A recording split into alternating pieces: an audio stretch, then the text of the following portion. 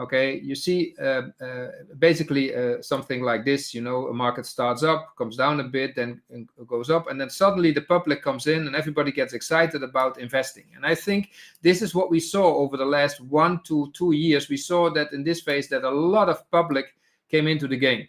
Okay, 10 years ago, not many people were interested to put their money on the market. Now it looks like everyone is involved. You have this crypto maybe mania. You have this stock exchange where everybody wants to be part of. You see the real estate running hot.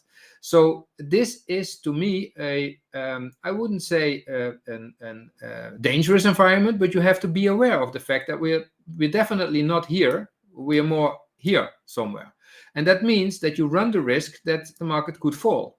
Now, again, then you have a problem, because on the one hand, if you don't do anything with your money, you lose purchasing power. And if you don't do anything for the next 5 to 10 years, I will definitely tell you, you will lose 30 to 50% of your money. That's a big, big risk.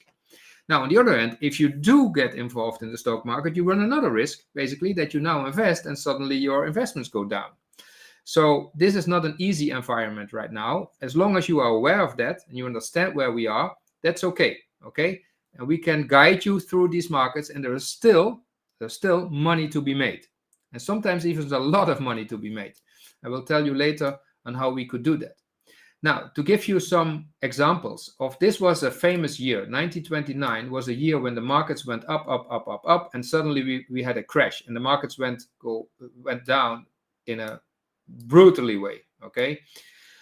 It went down about 80, even sometimes at the end of the 1933, it was down almost 90%. So that was a severe drop. In 2000, we all remember the internet hype, and we saw prices going up like crazy, and then they corrected themselves for something like 50, 60%. Now, this was in October last year. It looked like this, and I already told the people that I don't have a crystal ball where I can tell you the future, but what I do know is where we are in this cycle. Okay, so I was aware of the fact that it could be a dangerous environment. Now, how did I judge at that moment the situation? Well, first of all, making a return was never easy, and it looks right now as if it is an easy job. I myself never find it an easy job to make returns, but over the last 10 years, everybody could do it. Why? If you buy something, the market took off and you make money. So it was like, hey, look, I'm a hero because I made some money in the stock exchange. But was that because of the bull market, or was that because of your brains? Okay, I know the answer. I hope you understand what I'm trying to say here. Now, you see the public coming in, and the public, again, is most of the time comes late to the party. Now, it looks as if everybody is suddenly a pro. Okay, that's not the case. Certain pockets of the market are definitely overvalued, and certain pockets are definitely undervalued. So again, there's still money to be made, but you need to know where to look for it and how to do it, how to approach it. An important driver, central banks, is preparing for a U-turn, so that has an impact. Okay, and they get a bit squeezed now because inflation is running hot. They need to take action. They don't want to do too much because everybody wants to have the party going on, but suddenly they disturb the party. So now inflation is something temporarily. That was what Mr. Powell, the chairman of the Fed, told us a couple of months ago. And I was definitely telling my audience, which I'm speaking to each week in my update, I told them, I don't believe this story about temporary. I don't think this is something temporary. I think it's here. It will run hotter, and it will be a problem. And for now, I think I get it right for now. And the central bank had to tell us, yes, we probably have a problem now. So Mr. Buffett, you're probably aware of him, one of the biggest investors of all time. He said something very interesting. People start being interested in something because it's going up, okay? Not because they understand it or anything else. But the guy next door, who they know is dumber than they are, is getting rich and they aren't. And their spouse is saying, can't you figure it out too? It's so contagious, he says. So that's a permanent part of the system. And that's really this cycle that's going on of emotions in the financial markets. And so you have to be aware of how you respond. Your psychological state of mind is very important to be successful as an investor.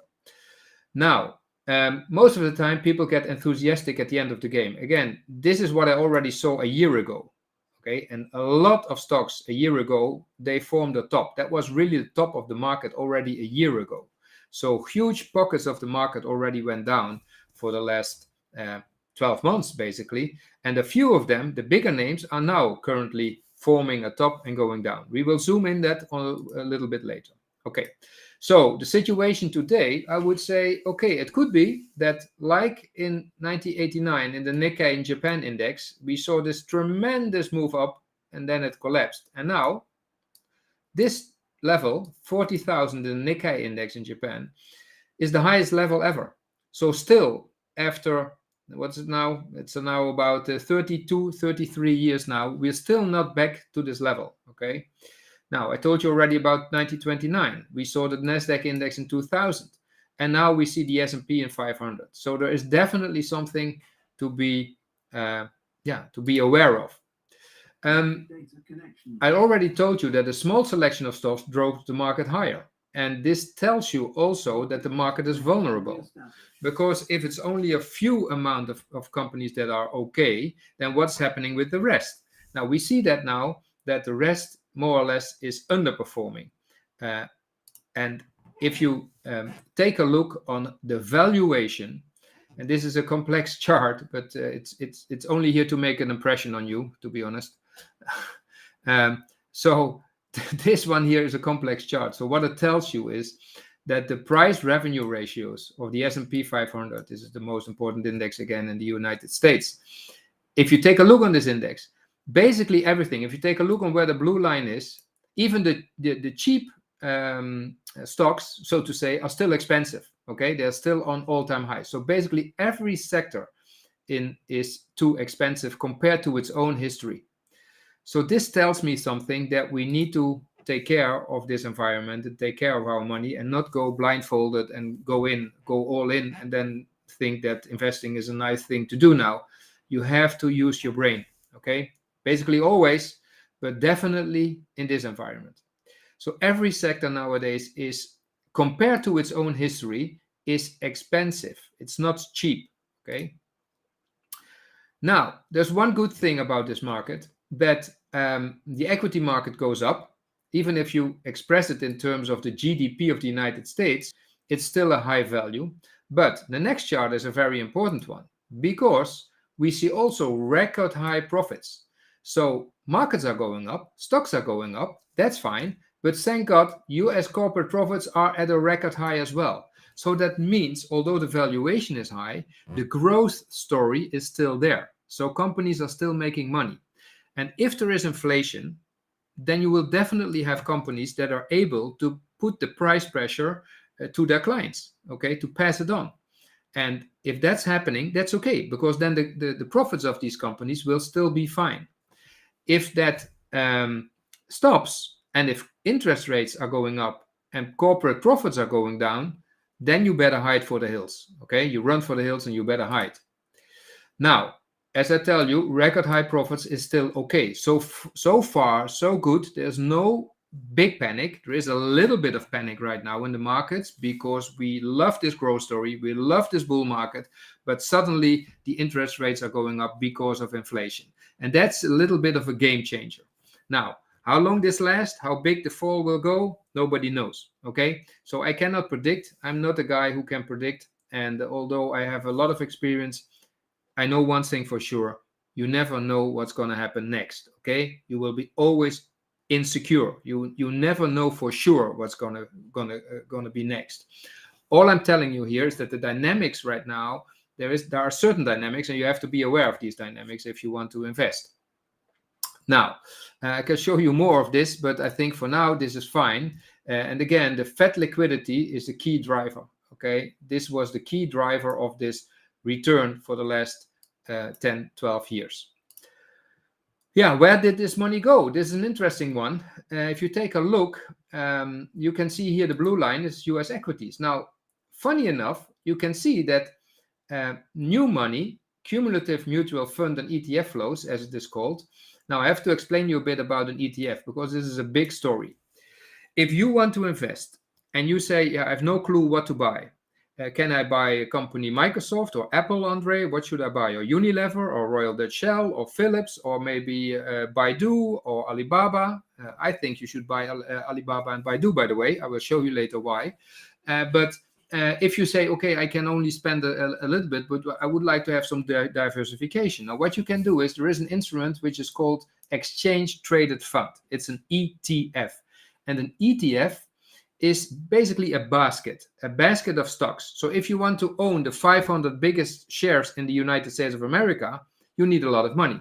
But basically, if you buy the ETF based on the index in the United States of America, which is the S&P 500, then you only need maybe $100 and you can buy already basically 500 tiny little pieces of all these stocks. And then you buy one stock and you have the diversification of 500 stocks. That's a great instrument. And that's a very popular one. And a lot of money over the last 10 years went into ETFs. It's a big story, okay? And it's a great instrument for somebody who wants to invest and want to have his diversification. Now, it's not a miracle. It's just a way of investing. If you buy this instrument, a way of finding diversification. Instead of buying 500 companies, you only buy one, and then which is the ETF, the index, and then you have this great diversification in your portfolio. Now, these ETF flows, they went up. This was an incredible story. A lot of money went in there, but be aware of the fact that an ETF is nothing more and nothing less than just the index. So if the index is going up, your ETF will go up. If the index is going down, your ETF will go down. Okay, so this is basically what it does. There's no miracle behind it. All right, okay, we zoom in something else, which is a remark of one of the famous economists in the last century, which was John Maynard Keynes. You might have heard of him, but what he said is a very interesting remark, which he says markets can remain longer irrational than you can remain solvent.